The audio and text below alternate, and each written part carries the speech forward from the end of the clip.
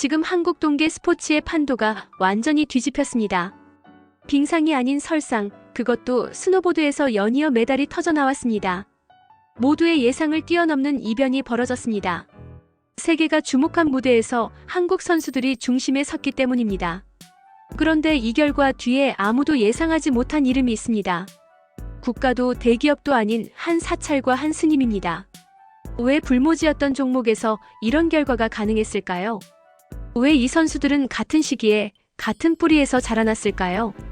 지금부터 단순한 미담이 아닌 한국 스포츠 구조를 바꾼 숨겨진 시스템의 이야기를 공개합니다. 이 영상을 끝까지 보시면 메달보다 더 중요한 질문 하나를 얻게 될 것입니다. 한국 동계 스포츠의 중심은 오랫동안 빙상이었습니다. 스피드 스케이팅과 쇼트트랙은 이미 검증된 메달 종목이었고 국가의 지원과 관심은 자연스럽게 그곳에 집중됐습니다. 반면 설상 종목, 특히 스노보드는 늘 주변부에 머물러 있었습니다. 선수들은 존재했지만 구조는 없었습니다. 전용 훈련장은 부족했고 국내에서 기술을 완성하기엔 환경이 턱없이 모자랐습니다. 결국 경쟁력을 갖추려면 해외로 나가야 했습니다. 그러나 해외 전지훈련은 비용이 문제였습니다. 훈련비와 장비비, 이동비까지 모두 개인이 감당해야 했습니다. 선수들은 낮에는 훈련을 하고 밤에는 아르바이트나 일용직으로 생계를 이어갔습니다. 이 과정에서 많은 재능이 중도에 사라졌습니다. 실력이 부족해서가 아니라 버틸 수 있는 구조가 없었기 때문입니다. 꿈은 개인의 의지로 시작되지만 지속은 환경이 결정한다는 사실이 반복해서 증명됐습니다. 이 시기에 스노보드는 자유의 상징이면서 동시에 불안정의 상징이었습니다. 정해진 트랙도 명확한 지원선도 없었습니다. 선수들은 스스로 길을 찾아야 했고 그 과정에서 넘어지고 지치고 포기했습니다. 겉으로는 조용했지만 내부에는 한계가 쌓이고 있었습니다. 이 상태가 오래 지속될 수 없다는 징후는 이미 분명했습니다. 하지만 누구도 먼저 나서서 구조를 바꾸려 하지 않았습니다. 이것이 이야기의 출발점이었습니다. 변화의 계기는 거창한 선언이 아니었습니다. 국제 무대에 나가기 위해 필요한 조건이 하나둘 드러나면서 시작됐습니다. 국제대회 출전을 위해서는 정해진 포인트와 인증된 대회 경험이 필요했습니다. 문제는 국내에 그런 기회가 거의 없다는 사실이었습니다. 국내 대회는 규모가 작았고 국제 기준을 충족하지 못하는 경우가 많았습니다. 선수들은 실력이 있어도 무대에 설 수 없는 구조에 갇혀 있었습니다. 이때 하나의 질문이 던져졌습니다. 국가가 하지 않는다면 누군가는 이 빈자리를 채워야 하지 않겠느냐는 질문이었습니다. 이 질문은 곧 위기로 이어졌습니다. 아무도 나서지 않는다면 스노보드는 다시 긴 침체로 돌아갈 수밖에 없었습니다. 이대로라면 재능은 계속 소모될 뿐이었습니다. 외부 충격은 명확했습니다. 변화하지 않으면 더 많은 선수가 사라질 것이 분명했습니다. 이 선택은 미룰 수 없는 문제로 바뀌었습니다. 바로 이 지점에서 예상하지 못한 방향에서 움직임이 시작됐습니다. 종목의 중심도 행정의 중심도 아닌 곳에서 새로운 시도가 태동했습니다. 이 순간이 모험의 부름이었습니다. 기존 질서를 유지하면 안전할 수는 있었지만 아무것도 바뀌지 않는 길이기도 했습니다. 반대로 새로운 선택은 불확실했지만 판 자체를 바꿀 가능성을 품고 있었습니다. 변화를 선택하는 데에는 언제나 저항이 따릅니다. 특히 비인기 종목에서는 그 저항이 더 컸습니다. 먼저 현실적인 질문이 나왔습니다. 과연 이 종목에 지속적으로 투자할 수 있겠느냐는 의문이었습니다.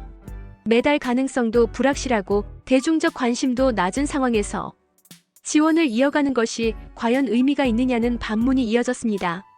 선수들 역시 흔들렸습니다.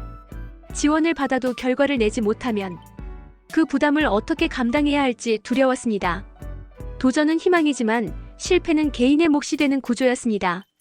주변의 시선도 부담이었습니다. 스노보드는 여전히 진지한 스포츠로 보지 않는 시각이 존재했습니다. 자유롭고 개성적인 문화는 때로는 불안정함으로 오해받았습니다. 이 단계에서 가장 큰 갈등은 명확했습니다. 아무것도 하지 않으면 안전하지만 아무것도 바뀌지 않는다는 사실이었습니다. 반대로 움직이면 비판과 실패의 책임을 감수해야 했습니다.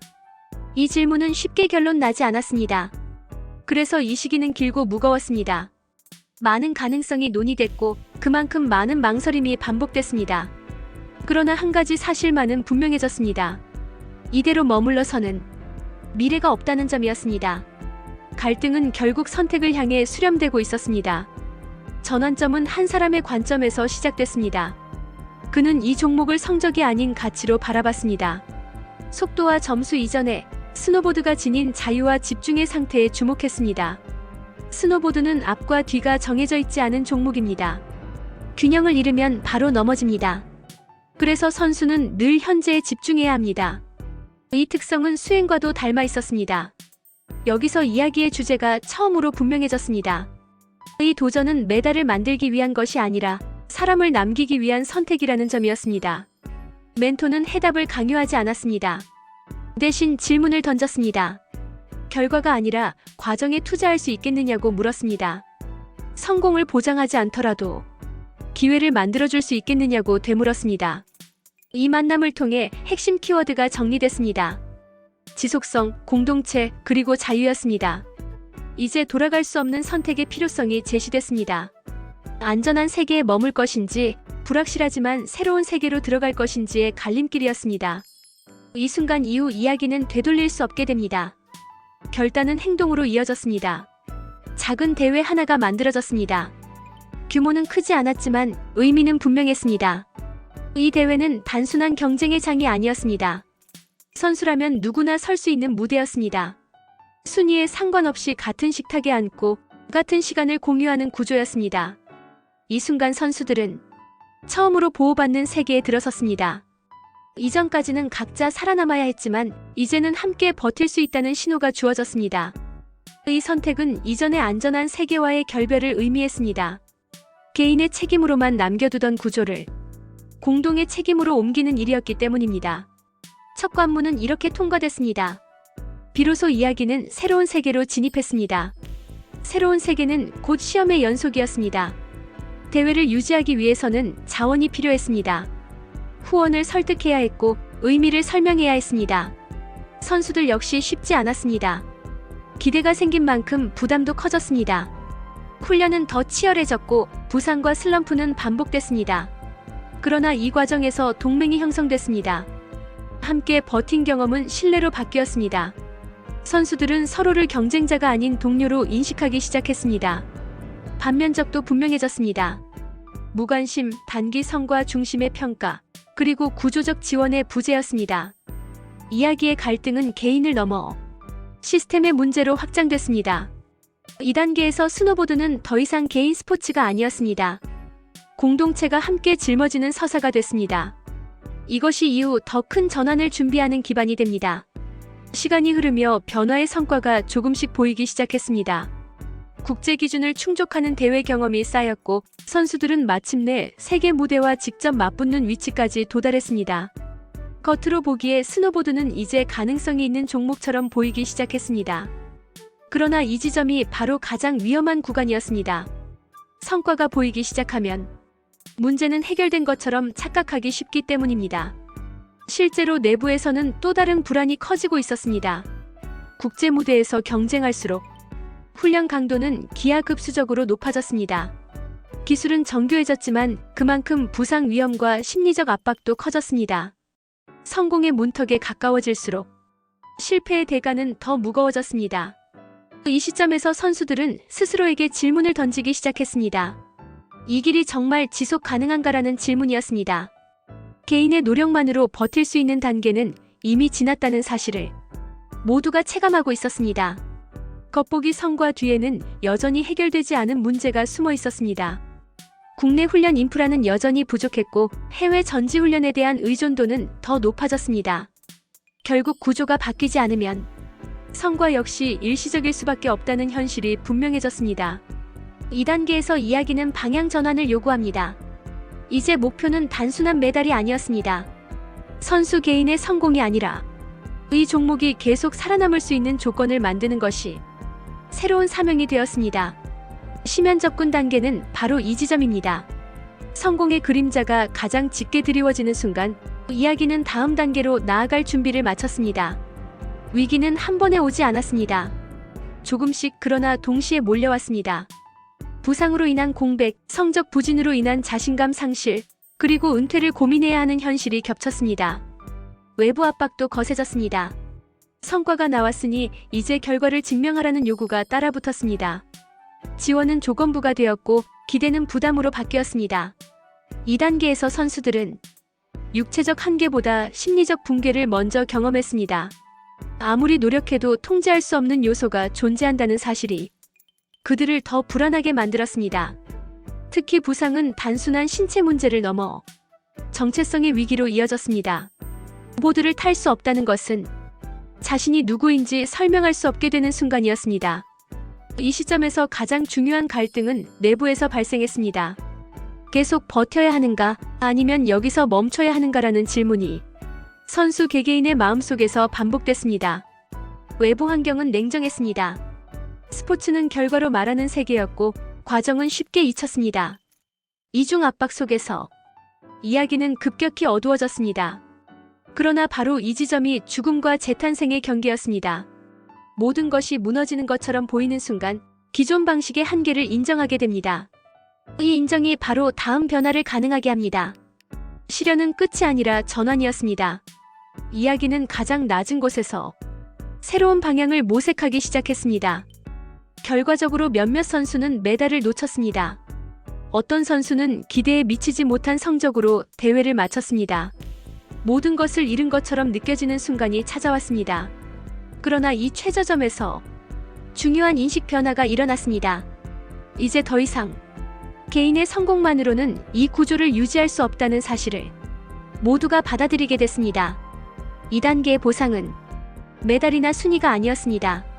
기존 방식의 한계를 명확히 인식했다는 점이 가장 큰 수확이었습니다. 선수와 지원자들은 다른 관점의 해법을 찾기 시작했습니다. 개인이 버티는 구조가 아니라 경험이 다음 세대로 이어지는 구조가 필요하다는 결론에 도달했습니다. 여기서 선순환의 씨앗이 등장합니다. 지원을 받았던 선수들이 이제 후배를 돕는 위치로 이동하기 시작했습니다. 경험은 자산이 되었고 실패는 교훈으로 공유됐습니다. 2단계에서 이야기는 전혀 다른 돌파 실마리를 발견합니다. 이제 성공은 혼자서 완성하는 것이 아니라 함께 축적하는 것이었습니다.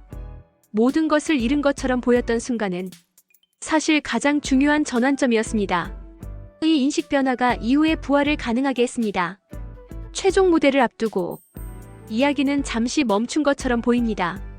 훈련은 계속되지만 마음은 깊은 침묵에 들어갑니다. 선수들은 다시 처음을 돌아봅니다. 왜 이 종목을 선택했는지, 왜 이 길을 포기하지 않았는지를 스스로에게 묻습니다. 이 시간은 화려하지 않습니다. 카메라도 관중도 없는 고요한 순간입니다. 그러나 이 침묵 속에서 목적은 다시 분명해집니다. 결과를 증명하기 위한 도전이 아니라 의미를 완성하기 위한 선택이라는 사실이 확인됩니다. 시간은 부족하고 기회는 다시 오지 않을 수도 있습니다. 그래서 2단계는 더욱 치열합니다. 감정에 휘둘리지 않고 마지막 준비를 마쳐야 하기 때문입니다. 이 귀로의 단계는 최종 대결을 위한 정신적 정렬 과정입니다. 이 과정을 거친 주인공만이 다음 단계로 나아갈 수 있습니다. 마침내 공정 무대가 열립니다. 올림픽이라는 이름의 공간에서 이야기는 정점에 도달합니다. 여기서 선수들은 이전과는 다른 모습으로 등장합니다. 단순히 기술을 겨루는 참가자가 아니라 하나의 구조를 대표하는 존재가 됩니다. 경기는 치열했고 결과는 냉정했습니다. 그러나 이 무대에서 증명된 것은 점수 이상의 가치였습니다. 메달은 결과였고 변화는 과정의 산물이었습니다. 이제 이 성과는 개인의 성공으로 끝나지 않습니다. 부활의 핵심은 변화된 주인공입니다. 선수들은 더 이상 혼자가 아니었습니다. 그 뒤에는 함께 만든 시간과 시스템이 존재했습니다. 이것이 이야기의 결말이자 새로운 출발점이 됩니다. 이야기는 질문으로 마무리됩니다. 이 성과를 어떻게 남길 것인가라는 질문입니다. 이 메달을 일회성 뉴스로 소비할 것인지 아니면 제도와 환경으로 확장할 것인지가 지금의 선택에 달려 있습니다. 주인공은 영약을 가지고 돌아옵니다. 그 영약은 성과가 아니라 구조입니다. 관심이 이어질 때 영웅은 반복될 수 있다는 메시지입니다. 이제 시청자의 차례입니다. 이 이야기를 여기서 끝낼 것인지 다음 이야기를 만들 것인지를 선택해야 합니다. 이것이 이 서사의 마지막 장면입니다.